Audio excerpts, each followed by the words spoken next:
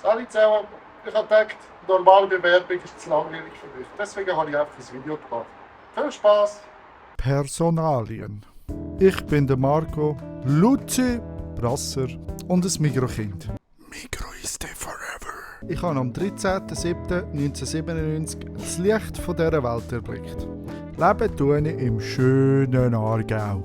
Meine E-Mail ist luzi.heilbild@gmail.com. Beruflicher Werdegang. Ich habe im August 2017 meine Lehre als Metallbauer EFZ mit einem 4,7er im Praktischen und einem 4,3 in Theorie abgeschlossen. Ich bin nie gut in Mathe. Das habe ich dann ausgeübt, bis mir 2022 aufgefallen ist, dass mir der Metallbau eigentlich gar nicht so gefällt. Augen auf bei der Berufswahl, hä? Zwischenzeitlich habe ich noch ein paar Memes und ein Video für Kults produziert. Hier ein kleiner Ausschnitt. Alles hat ein Ende, nur die Wurst hat zwei. Seither arbeite ich 80% bei der Schweizer Post als Postler. Im August fange ich dann noch ein 20%iges Automech-Praktikum an, weil ich mit meinem DHS noch nicht ausgelastet bin. Ausbildungen, Metallbau EFZ und ein Bachelor in Art of Memes von der Luzernischen Unionsfakultät.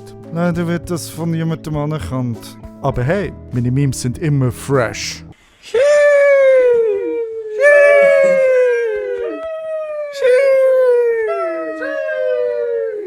Sprachkenntnisse. Ich rede Schweizerdeutsch, Bündnerdeutsch, Hochdeutsch und natürlich Englisch. Interessen im Schnelldurchlauf. Musik. Eine Kochsendung. Motivationsschreiben.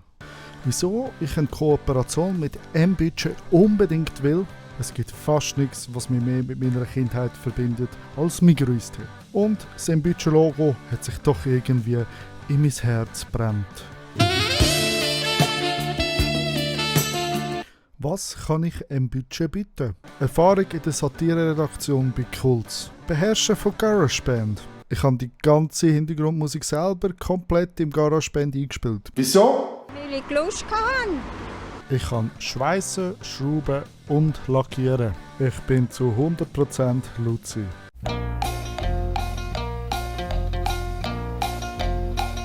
Kamera.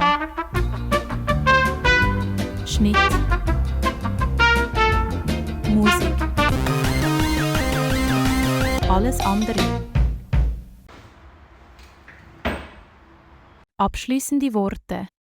Ich weiss, ich habe nicht die grösste Reichweite, aber ich bin ambitioniert und versuche immer das Beste daraus zu machen.